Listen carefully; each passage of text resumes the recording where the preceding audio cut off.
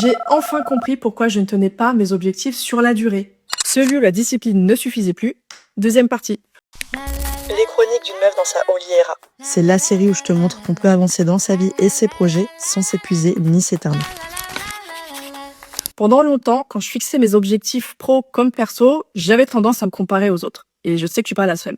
Je regardais leur routine, leur rythme, leurs résultats, et j'essayais de faire pareil. Sauf que j'ai fini par comprendre une chose essentielle. On ne part pas toutes du même point de départ. On n'a pas toutes les mêmes ressources, et je comparais mon chapitre 1 au chapitre 20 d'une autre personne.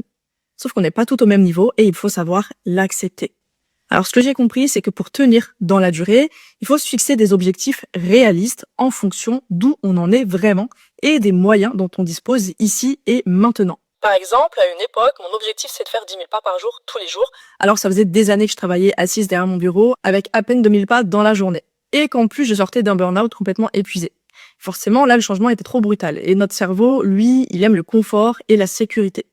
Donc avec des objectifs trop ambitieux, sans transition, on a de grandes chances de pas tenir sur la durée, par frustration et découragement.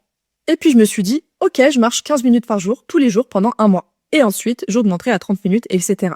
Et tout de suite, c'était beaucoup plus accessible pour le cerveau. Donc on tient, on avance, on est fier de soi, et notre cerveau libère de la dopamine. Cette même dopamine qui nous donne envie de continuer, et ça crée un cercle vertueux.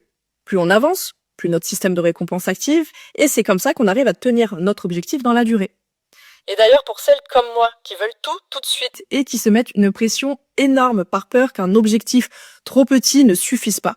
Et rappelez-vous qu'1% de mieux chaque jour vous emmènera toujours plus loin que 100% pendant une semaine, puis 0% le reste du temps. On se retrouve bientôt pour la 3e et dernière partie de cet épisode, donc pense à t'abonner pour ne pas la louper.